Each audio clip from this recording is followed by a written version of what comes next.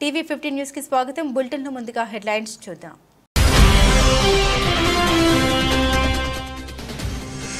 వీసాల రద్దుపై Donald Trump మరోసారి U turn. కొత్తగా వీసాల రద్దును చేపట్టామని హామీ.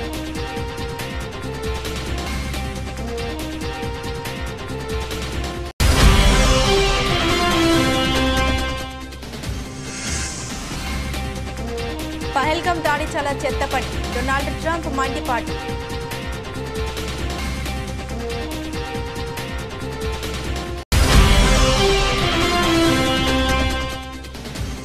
ఉగ్రదాడి దోషులను వదిలిపెట్టాం. పహల్గామ్ ఉగ్రదాడిపై ప్రధాని మోదీ తీవ్ర స్పందన.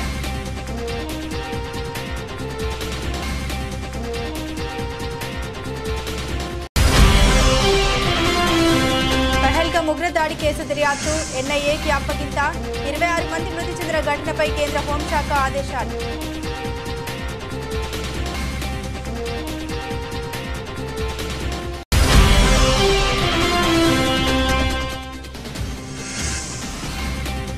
ఏమీ కొనేటట్టు లేదు. సామాన్యుడికి అందని ద్రాక్షగా పూత్తడి.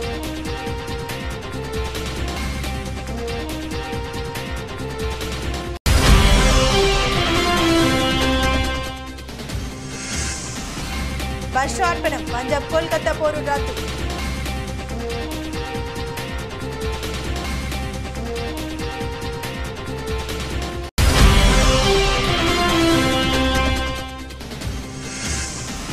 తిరుమల శ్రీవారిని దర్శించుకున్న నాని శ్రీనిధి శెట్టి.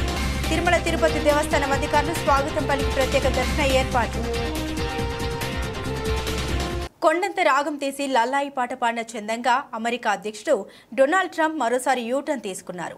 ఉల్లంఘన పేరిట అంతర్జాతీయ విద్యార్థుల వీసాలు రద్దు చేస్తూ వారికి దేశ బహిష్కరణ విధిస్తూ బెదరగొట్టిన ట్రంప్ ప్రభుత్వం వెనక్కి తగ్గి వారికి శుభవార్త చెప్పింది. విద్యార్థుల చట్టబద్ధ హోదాను తాత్కాలికంగా పునరుద్ధరిస్తున్నామని, కొత్తగా వీసాల రద్దు చేపట్టామని హామీనిచ్చింది. ట్రంప్ ప్రభుత్వం ఇప్పటి వరకు 187 కాలేజీలు, విశ్వవిద్యాలయాలు, విద్యా సంస్థలకు చెందిన 1200 మందిపై వేటు వేసింది. తమ బహిష్కరణను సవాల్ చేస్తూ ఇప్పటికే పలువురు అంతర్జాతీయ విద్యార్థులు దేశంలోని వివిధ ప్రాంతాల్లో కోర్టులను ఆశ్రయించారు. పహల్గామ్ దాడి చాలా చెత్త పని అని అమెరికా అధ్యక్షుడు డొనాల్డ్ ట్రంప్ వ్యాఖ్యానించారు. ఆయన శనివారం రోమ్ వెళ్తూ ఎయిర్ ఫోర్స్ 1 విమానంలో విలేకరులతో మాట్లాడారు. కాశ్మీర్ సమస్య 1000 సంవత్సరాల నుండి కొనసాగుతుందని తెలిపారు. ఇరు దేశాల నేతలు తనకు సన్నిహితులేనని, కాశ్మీర్ ఉగ్రవాద సమస్యని ఏదోలా వారే పరిష్కరించుకుంటారని తెలిపారు. పహల్గామ్లో ఈ నెల 22న జరిగిన ఉగ్రవాద దాడిని ఐక్యరాజ్య సమితి భద్రతా మండలి తీవ్రంగా ఖండించింది. ఈ గర్హనీయ ఉగ్రవాద చర్యకు పాల్పడ్డ వారిని, ఆర్గనైజర్లు, స్పాన్సర్లను చట్ట ప్రకారం శిక్షించాలని తెలిపింది. జమ్మూ కాశ్మీర్లోని పహల్గామ్లో అమాయక పర్యాటకులపై జరిగిన ఉగ్రదాడిని ప్రధానమంత్రి నరేంద్ర మోదీ తీవ్రంగా ఖండించారు. ఈ అమానవీయ చర్యకు పాల్పడ్డ ఉగ్రవాదులకు, దీని వెనుకున్న కుట్రదారులకు అత్యంత కఠినమైన శిక్ష తప్పదని ఆయన గట్టిగా హెచ్చరించారు. బాధితుల కుటుంబాలకు తప్పకుండా న్యాయం జరుగుతుందని ప్రధాని భరోసా ఇచ్చారు. ఆదివారం తన నెలవారీ రేడియో కార్యక్రమం మన్ కీ బాత్ 121వ ఎపిసోడ్లో జాతిని ఉద్దేశించి ప్రసంగిస్తూ మోదీ ఈ వ్యాఖ్యలు చేశారు.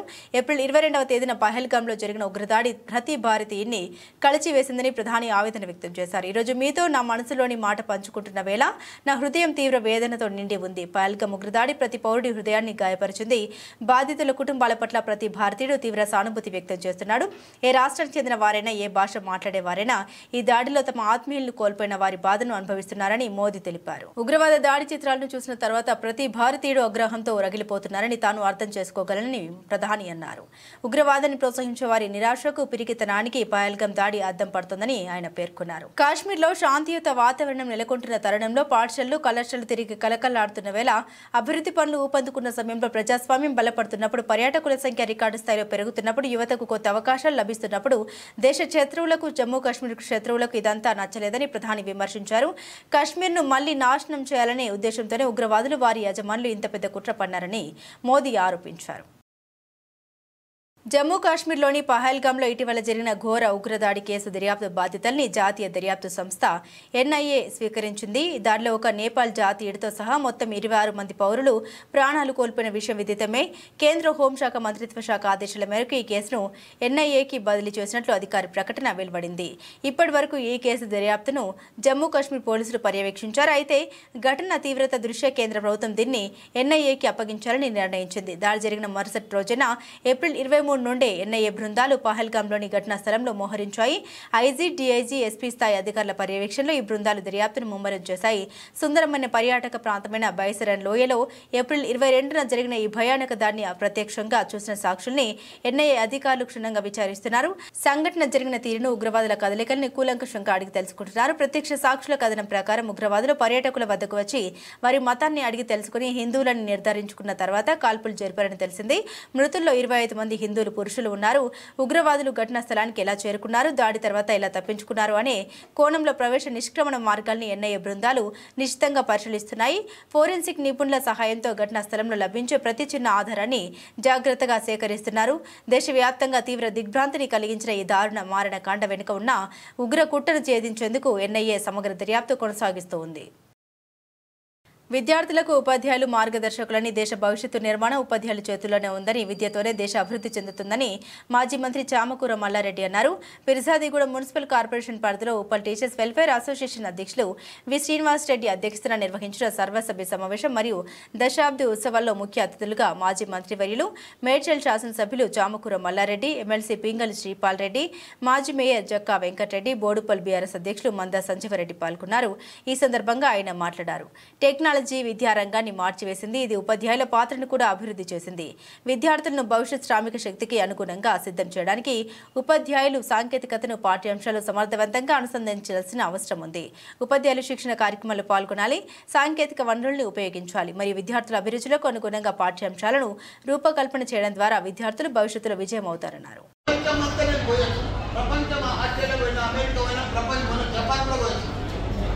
ప్రపంచమంతా తిరిగిన ఇప్పుడు ప్రపంచంలో ఏమనుకుంటా అప్పుడు లెక్క సిస్టమ్ అంతా మారిపోయింది. ఓన్లీ స్కిల్, టెక్నాలజీ ఆ రెండు ఉంటేనే ప్రపంచంలో నడుస్తుంది. ఎందుకంటే Amazon, Google, Facebook, Apple, Microsoft వీళ్ళంతా సాఫ్ట్వేర్ కంపెనీలు పెట్టి ఇంతకుముందు మీ సమాజంలో మన సమాజంతా సివిల్, మెకానికల్, ఈసీ ఉంది. ఇప్పుడు అంతా మారిపోయింది. మన పిల్లలంతా మారిపోతుంది. ఇంకా 5 సంవత్సరాలలో, రాబోయే 5 సంవత్సరాలలో అద్భుతాలు జరుగుతాయి. చాలా మార్పులు వస్తాయి. ఇప్పుడే ప్రపంచంలో డ్రైవర్ లేని కార్ వచ్చేసింది. రోబోలు హోటళ్లలో కాఫీ సప్లై చేస్తున్నారు. రోబోలే క్లీన్ చేస్తున్నారు. మనుషుల పని లేకుండా అన్ని పనులు జరుగుతున్నాయి ప్రపంచంలో.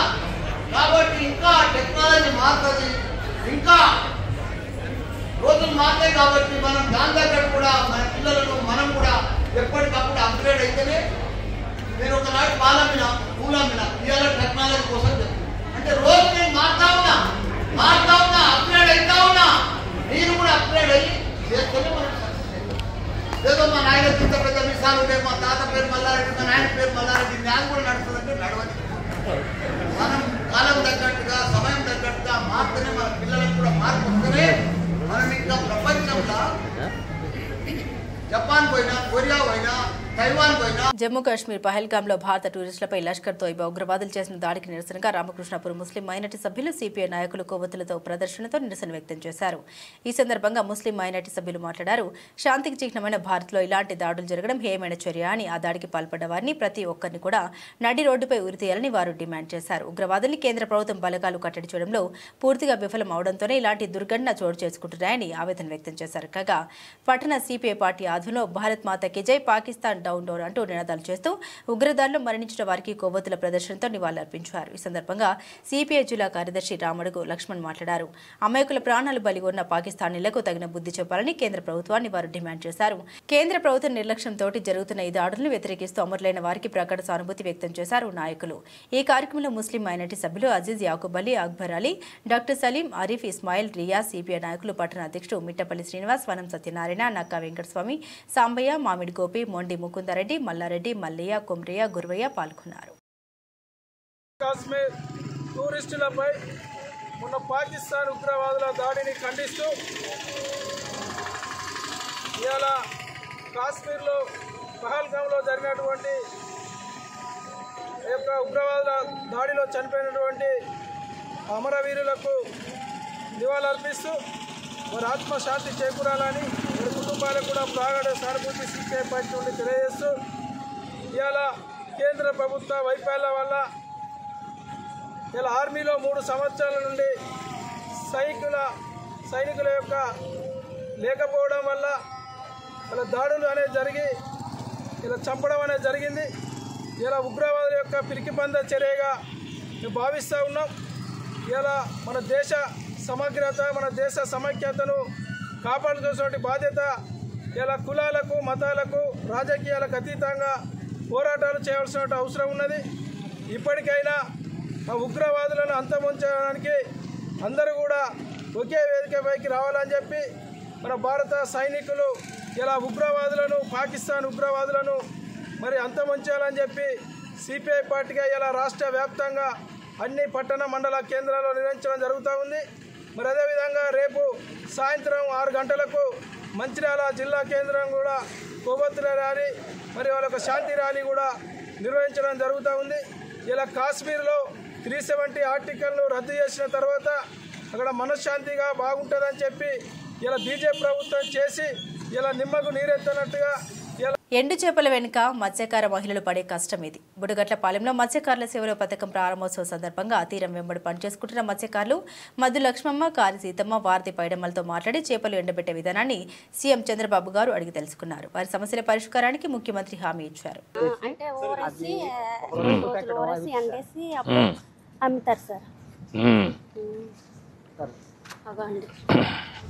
పెట్టేసి ఒక రోజు ఉంచేసి రెండు రోజుల పాటు ఎండబెడతారు సార్. ఎండబెట్టేసి అవి 2 రోజుల తర్వాత 4 రోజుల తర్వాత మళ్ళీ పట్టుకుంటూ వెళ్ళి విలేజ్ అంటే వెళ్ళి అమ్ముతారు సార్. అమ్మేసి ఏమ్మా ఏంటి బాగున్నారా? నీ పేరేంటి తల్లి? నీ పేరమ్మా? సీతమ్మ. నీ పేరమ్మా? పేరమ్మ. ముగ్గురు కలిసి చేస్తున్నారా? ఒక్కొక్కరు ఇది ఎవరిది? ఇది లేవు, ముగ్గురు కలిసి కొనుక్కున్నారు.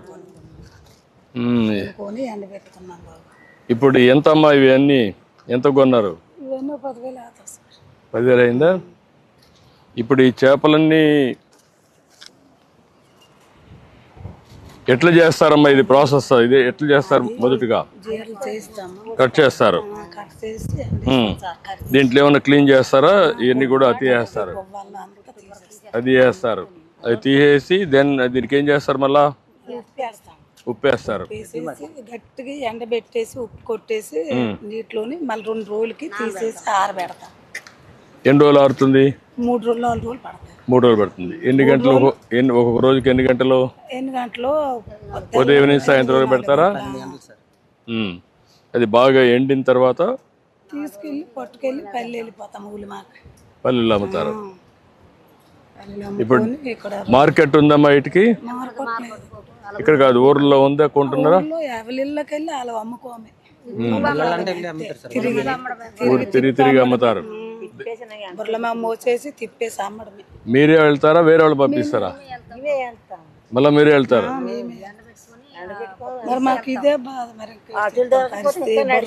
తల బాధలు వేసేసి పచ్చి చేప మోసి, ఎండి చేప మోసి, మాకు అంతా ఇదే బాధ. మాకు వచ్చింది పేద పరిస్థితి. నీకు ఎంతమంది పిల్లలు? నాకు ముగ్గురు. సుజాత నగర్ ఉపాధి కూలీల నుండి ఎమ్మెల్యేకు నిరసన సెగ తగిలింది. కార్పొరేషన్ ఏర్పాటుకు వ్యతిరేకంగా నినాదాలు చేసిన ఘటన సుజాత నగర్ మండలంలో చోటు చేసుకుంది. సుజాత నగర్లో భూభారతి 2025 చట్టం అవగాహన కార్యక్రమానికి వచ్చిన ఎమ్మెల్యే కూనంనేని సాంబశివరావుకు ఉపాధి కూలీల నుండి నిరసన సెగ తగిలింది.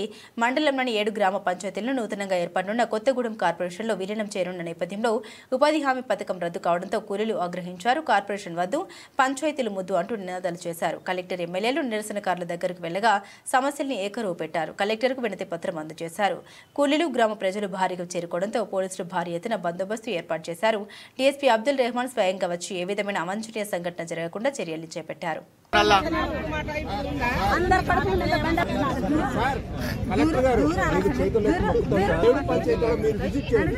ఈ గ్రామాలు అన్ని రకాలుగా కార్పొరేషన్ అనుకూలంగా ఉన్నాయంటే కనిపేయండి.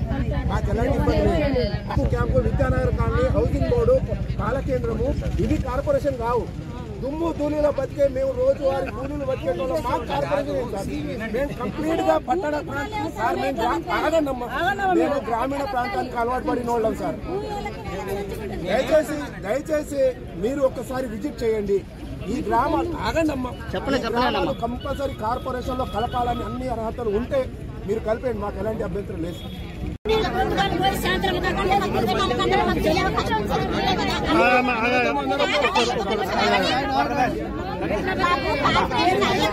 అవును, మీరేమంటున్నారు? ఎట్లా బతుకుతారు దానికి జవాబు చెప్తాను కదా.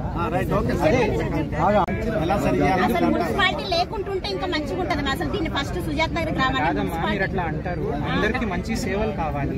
అందరు ఏమంటారు? అందరికి అంటే ఎప్పుడు కూడా ఉండొద్దా? ఎప్పుడు ఉండొద్దా?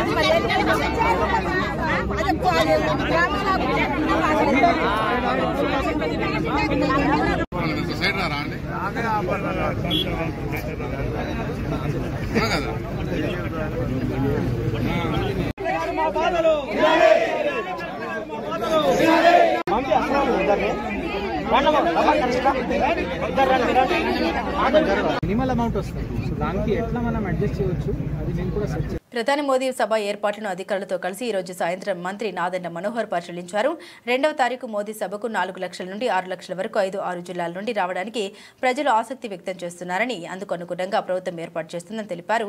ఎల్లుండి ఎస్పీబీ సిబ్బంది వచ్చే ప్రదేశాన్ని పరిశీలించిన తర్వాత ఇంకా ఏమైనా ఏర్పాట్లు కావాలేమో పునర్పరిశీలిస్తామన్నారు. అవసరమైనంత వరకు సిటీ యాక్సెస్ రోడ్డుని పూర్తిగా ఉపయోగించుకుని ఆ రోజు అవసరమైతే వెస్టర్న్ బైపాస్ రోడ్డును కూడా ఉపయోగించుకోవాలని చూస్తున్నామన్నారు. ట్రాన్స్పోర్ట్ ఎక్కువగా ఉంటుంది కాబట్టి ఆ రోజు ప్రజలకు ఏ విధమైన ఇబ్బంది కలగకుండా అన్ని సౌకర్యాలు ఉండేలా సభ ఏర్పాటును పర్యవేక్షిస్తున్న సిఆర్డీ అధికారులు ఇతర అధికారులు పలు సూచన ఇచ్చారు. రాజధాని రైతుల్ని ఒక ముగ్గురి డయాస్ మీదకి ఆహ్వానించి వారిని గౌరవించడం జరుగుతుందని, అదేవిధంగా స్క్రీన్ మీద రైతులు చేసిన త్యాగాలను బట్టి ఒక షార్ట్ ఫిల్మ్ ప్రదర్శించడం జరుగుతుందన్నారు. రాజధానిలో భూమి ఇచ్చిన రైతులకు ప్రధాని చేతుల మీదుగా సన్మానం చేసే కార్యక్రమం ఉంటుందని తెలిపారు. ప్రధాని నరేంద్ర మోదీ పాల్గొనే సభా వేదిక వద్దకు వెళ్లేందుకు అవసరమైన రోడ్లను మంత్రి పరిశీలించారు. సుమారు 2 గంటల పాటు సుడిగాలి పర్యటన చేశారు. ప్రధాని మోదీ పాల్గొనే సభా వేదిక వద్దకు ప్రజలు చేరుకునేలా 8 మార్గాల్ని సిద్ధం చేస్తున్నారు. కనీసం 4 లక్షల నుంచి 5 లక్షల వరకు ఒక 6 జిల్లాల నుంచి అనేక మంది ఆసక్తి చూపిస్తున్నారు. వివిధ పార్టీలు కూడా మేము కోఆర్డినేషన్ చేసుకోవాలని ముఖ్యమంత్రి గారు ఆల్రెడీ చెప్పడం జరిగింది. సో ప్రతి ఒక్కరిది ఒక బాధ్యతగా భావించుకుంటూ పార్టీల పరంగా కూడా Bharatiya Janata party, Telugu Desam party, Janasena party కలిసి సమిష్టిగా మా నాయకత్వాన్ని ఇటువంటి కార్యక్రమాల్లో హాజరవ్వాలనేది ప్రతి ఒక్కరికి చెప్పడం జరుగుతుంది. ఎందుకంటే దీని వెనక ఎంతో చరిత్ర ఉంది, ఎంతో కృషి చేశాం. రైతులు ఏ విధంగా గతంలో పోరాటం చేసి మరొకసారి మన నలందరినీ గెలిపించి ఈరోజు పరిపాలన అవకాశం మనకు కల్పించారు. అమరావతి పునర్నిర్మాణం అనేది చాలా గొప్ప కార్యక్రమం. ప్రతి ఒక్కరూ కూడా దీంట్లో పాల్గొని ప్రధానమంత్రి గారి సభ మే 2వ తారీఖున విజయవంతం చేసేటట్టు కృషే కాదు ఒక బాధ్యతగా భావించి అందరూ కూడా రావాలి. ఏర్పాట్లు ఎంత స్థలంలో చేస్తున్నారు? అంటే ఈ సిఆర్డీఏ ప్రాంతంలో ఉన్న దాదాపు 120 ఎకరాలు కేటాయించుకుని దీంట్లో సబ్ డివైడ్ చేసుకుని ప్రతి ఒక్కరికి ఇక్కడ సౌకర్యాలు కలిపే విధంగా సిద్ధమవుతున్నాం. ఎల్లుండి ఎస్పీజీ సిబ్బంది వస్తారు. వాళ్ళ సూచనల తర్వాత ఇంకా ఫైనల్గా ఏమైనా మార్పులు చేర్పులు ఉంటే అవి కూడా చూసుకుని వన్స్ అండ్ ఫర్ ఆల్ 29వ తారీఖు నుంచి 3 రోజుల కార్యక్రమాలన్నీ కూడా పూర్తి చేసుకుని ఏర్పాట్ల పరంగా ఆల్మోస్ట్ 70% అయిపోయినాయి.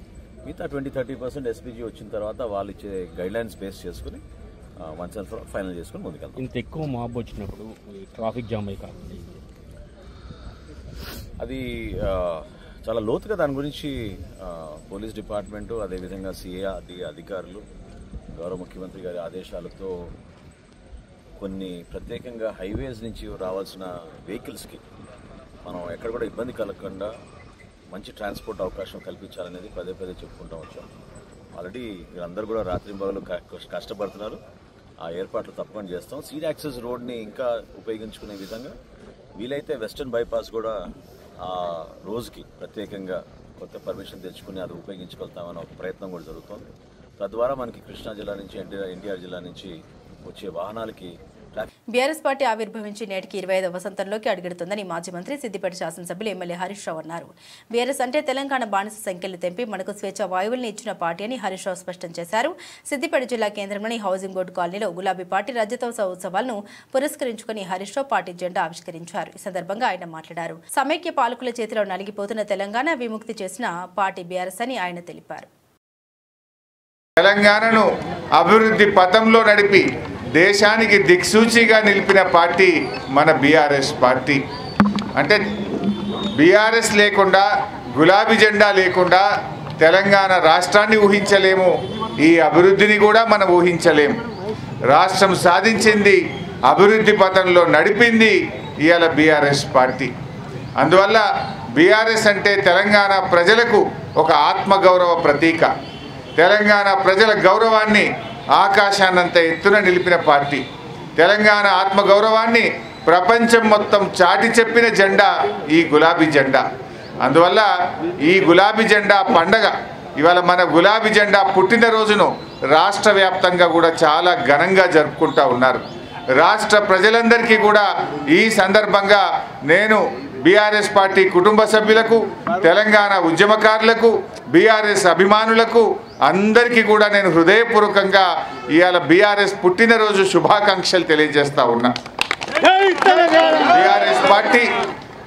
మన బీఆర్ఎస్ పార్టీ ఆనాడు ఉద్యమ పార్టీగా ఉన్న, అధికారంలో ఉన్న, ప్రతిపక్షంలో ఉన్న మనదెప్పుడూ ప్రజల పక్షమే. ప్రజల ఆకాంక్షల కోసం పనిచేశాం. ఆనాడు ఉద్యమ పార్టీగా ప్రజలు కోరుకున్న తెలంగాణ రాష్ట్రం కోసం పోరాడినం, తెలంగాణ సాధించినాం. అధికారంలో ఉంటే అనేక సంక్షేమ కార్యక్రమాలు, 200 పెన్షన్ను 2000 చేసింది బీఆర్ఎస్ పార్టీ. ఆడపిల్ల పెళ్లికి కళ్యాణ లక్ష్మి అందించింది బీఆర్ఎస్ పార్టీ. బిడ్డ దవాఖానకు పోతే కేసీఆర్ కిట్ ఇచ్చింది బీఆర్ఎస్ పార్టీ. ఇలా అభివృద్ధిలో ముందుకు నడిపాం. రైతుల కోసం రైతు బంధు, రైతు బీమా, ఇలా ఎన్నో అభివృద్ధి కార్యక్రమాలు, సంక్షేమ కార్యక్రమాలు చేశాం. అక్క చెల్లెళ్ళ తాగునీటి సమస్యలు పరిష్కారం చేశాం. సాగునీరు అందించాం. బంగారం లాంటి పంటలు పండే విధంగా ఈ తెలంగాణను అభివృద్ధి పథంలో నడిపాం. మరి ఈరోజు ప్రతిపక్షంలో ఉంటే కూడా ఇవాళ అధికార పార్టీ అయిన కాంగ్రెస్ పార్టీ తప్పిదాలను ఎత్తి చూపుతా ఉన్నాం. నీ 4000 పెన్షన్ ఎప్పుడు ఇస్తావు అని అసెంబ్లీలో గర్జిస్తున్నాం. అసెంబ్లీ బయట కూడా పోరాడుతూ ఉన్నాం. నీ 15,000 రైతు బంధు అనేది. సంగారెడ్డి జిల్లా పటాన్చెరు నియోజకవర్గంలోని రామచంద్రపురం, అమీన్పూర్, పటాన్చెరు మండలాల్లో తెలంగాణ ప్రభుత్వం తీసుకొచ్చిన భూభారతి అవగాహన సదస్సు కార్యక్రమం నిర్వహించారు. ఈ కార్యక్రమంలో ముఖ్య అతిథిగా హాజరైన సంగారెడ్డి జిల్లా కలెక్టర్ వల్లూరి క్రాంతి, ఆర్డీఓ రవీందర్ రెడ్డి ముఖ్య అతిథులుగా పాల్గొన్నారు. ఈ సందర్భంగా జిల్లా కలెక్టర్ వల్లూరి క్రాంతి మాట్లాడారు. గతంలో బీఆర్ఎస్ ప్రభుత్వం ప్రవేశపెట్టిన ధరణి పోర్టల్ వల్ల లక్షలాది రైతులు నష్టపోయారు. ప్రజల విజ్ఞప్తుల్ని పరిగణలోకి తీసుకుని ముఖ్యమంత్రి రేవంత్ రెడ్డి నాయకత్వంలో ఎన్నికల హామీ మేరకు ధరణిని తొలగించి భూభారతి చట్టాన్ని తీసుకొచ్చారని తెలిపారు. ఈ చట్టాల ద్వారా రెవెన్యూ అధికారులకు పూర్తి అధికారాలు ఇచ్చి రైతుల సమస్యలకు శాశ్వత పరిష్కారం చూపించేందుకు మార్గం సుగమమైంది. గ్రామ స్థాయిలో ప్రజల అభిప్రాయాన్ని సంపాదించి వారి సమాచారం ఆధారంగా చట్టాన్ని రూపొందించామని పేర్కొన్నారు. భూభారతి చట్టంలో తీసుకొచ్చిన మార్పుల్ని రైతులకు పూర్తిగా వివరించి చైతన్యం కల్పించాలని అధికారులను ఆదేశించారు. తప్పులు చేసిన అధికారులను క్షమించేది లేదని హెచ్చరించారు. ముందుగా బీఆర్ఎస్ నాయకుల దుష్ప్రవర్తన వల్ల భూములు కోల్పోయిన అమాయక ప్రజలకు ఈ చట్టం ఎంతో ఉపయోగకరంగా ఉంటుందని తెలిపారు. భూభారతి ద్వారా అలాంటి సమస్యలకు తక్షణ పరిష్కారం లభిస్తుందని నమ్మకం వ్యక్తం చేశారు. లాస్ ఆఫ్ న్యాచురల్ జస్టిస్ వల్ల కొత్త చట్టం ఏర్పాటు చేయడం జరిగిందన్నారు. జియో కోఆర్డినేట్ ద్వారా సరిహద్దులు చూపించబడుతుందని, దరఖాస్తుదారుడు అప్పీల్ చేసిన వెంటనే పరిష్కారం చేయబడుతుందని తెలిపారు.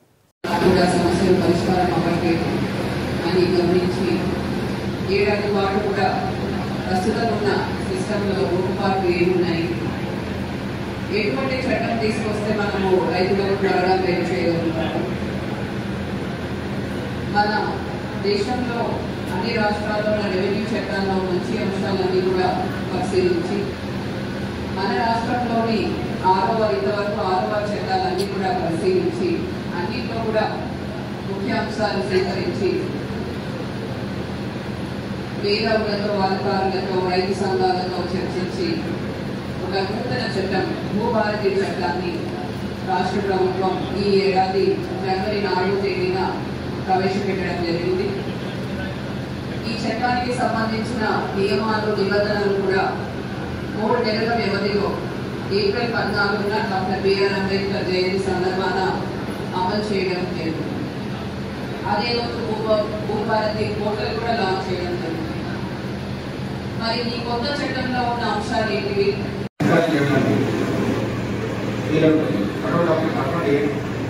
ఫర్ ఎగ్జాంపుల్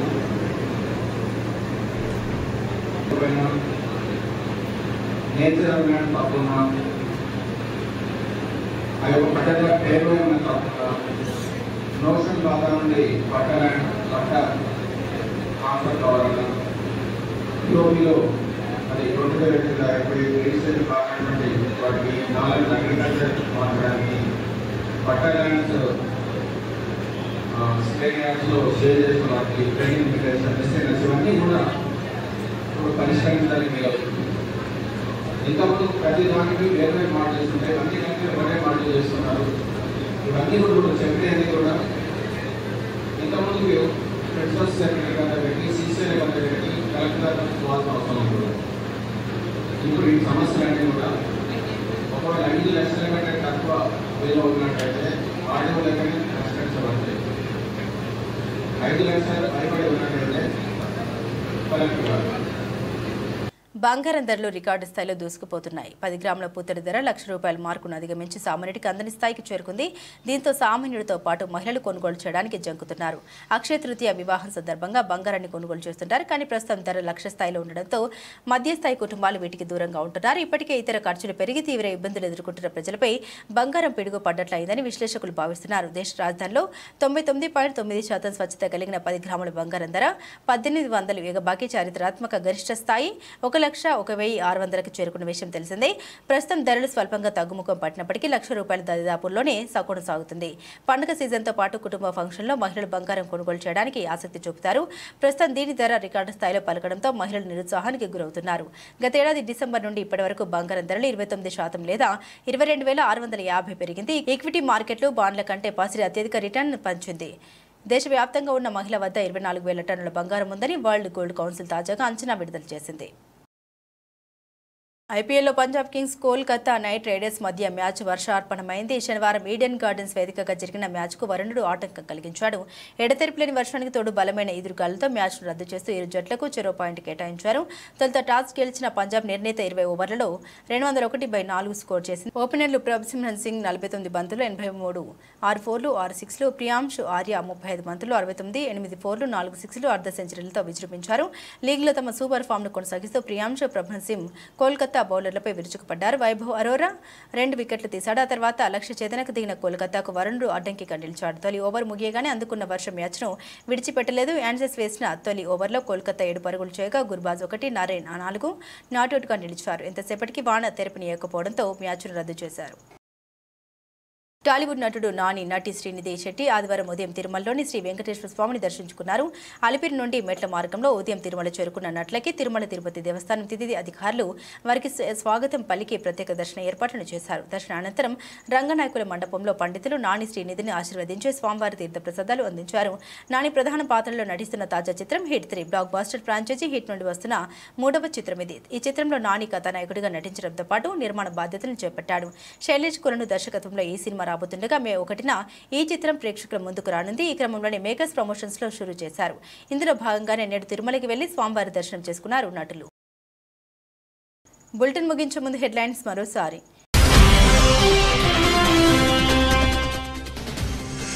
వీసాల రద్దుపై డొనాల్డ్ ట్రంప్ మరోసారి యూటర్న్, కొత్తగా వీసాల రద్దులు చేపట్టామని హామీ.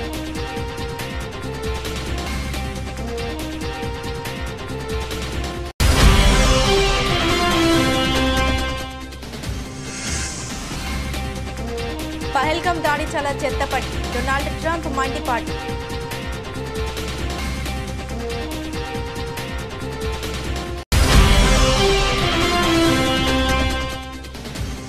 ఉగ్రదాడి దోషులను వదిలిపెట్టాం, పహల్గామ్ ఉగ్రదాడిపై ప్రధాని మోదీ తీవ్ర స్పందన.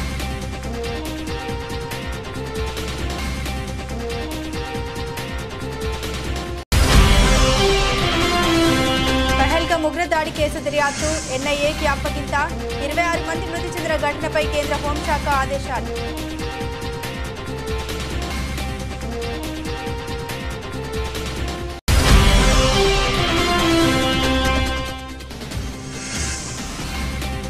ఏమీ కొనేటట్టు లేదు, సామాన్యుడికి అందని ద్రాక్షగా పూర్తడి.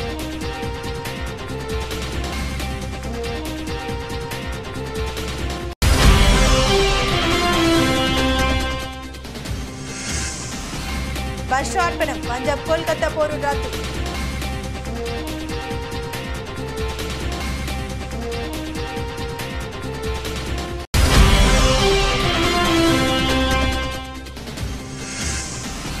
తిరుమల శ్రీవారిని దర్శించుకున్న నాని, శ్రీనిధి శెట్టి.